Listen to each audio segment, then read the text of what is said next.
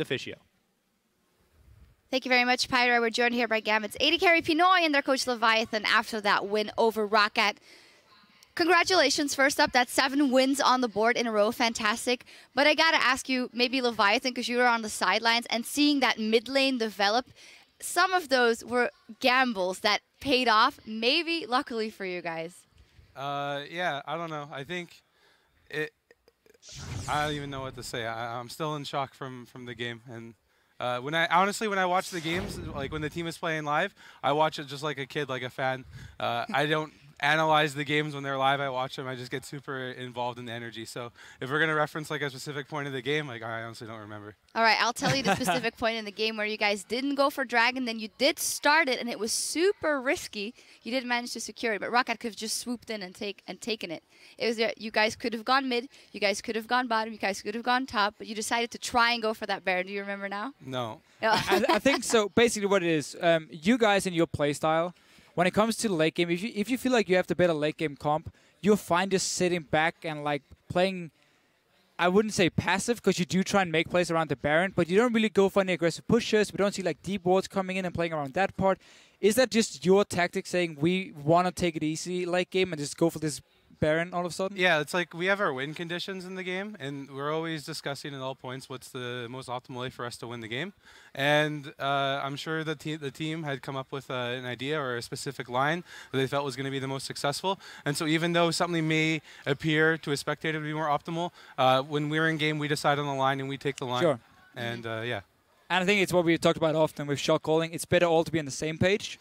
And it might not be the optimal one, but as long as everyone follows that, yeah, exactly. It works for you. And don't just like split up. So for you, Pinoy, early game, we just asked you before we went live here about Kalista and Tristana lane. You said you're not going to win it when your support dies at level 2. What happened there? Because normally jungle timing, like 3 minutes and 20 seconds, is pretty normal time for the jungler to have double buff, and yet you guys got caught out. What went wrong? We knew that Lee was going around bot side, and we just didn't place the ward early enough, so we just got punished by it, because we already, 10 seconds before it happened, we discussed that they're 100% going to flash any stun us. That's what they usually do in their recent games, but we just was a bit lazy on putting the ward earlier. Okay.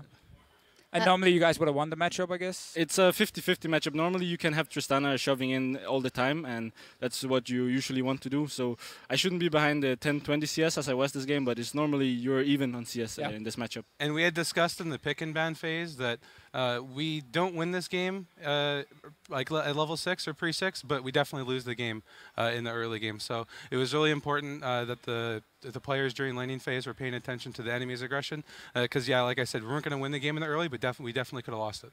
Yeah, and you could have lost it late as well, but you guys got some good picks off actually around the dragon when ROCCAT was almost getting their 5th dragon. Actually, let's get a replay up on the screen. For me, very important moment in the game for you guys. Pinoy, walk us through this one. So yeah, it's their 5th drake, and our 2nd, and we want 100% to fight this, I think.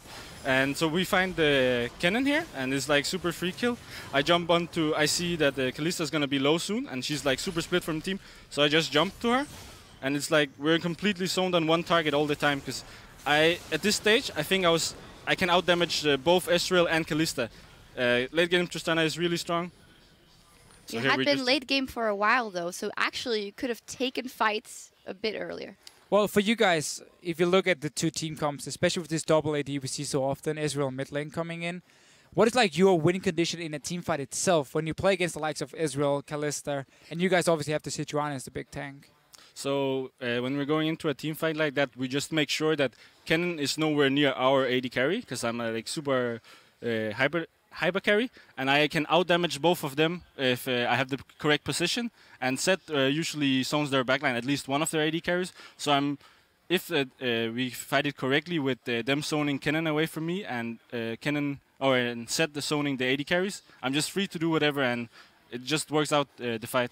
And if you take a look at the compositions, just on paper, the engage from ROCCAT's team composition is very strong, but we also had very strong disengage. So when we were going into the game, what we had discussed for team fights was we wanted to look for the disengage first. So when they came in with their ultimates, we wanted to make sure we backed out, made ourselves safe, and then once Maelstrom was on cooldown, once Tibbers was on cooldown, then we could look for opportunities to re-engage the fight. Yep.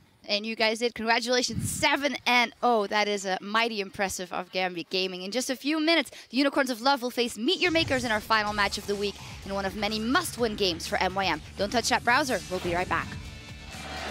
Gambit Gaming, 6 wins in a row. Can they make it 7, or will ROCCAT derail the hype train?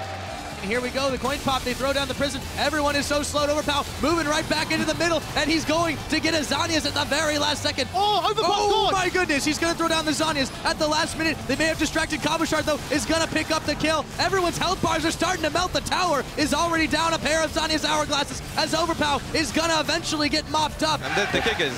TK, you need to clean up. They're low, they're low. You can fight. TK. Nice, nice. Shield in 2 seconds. Go, Pinoy! Gambit Gaming have come up with another win.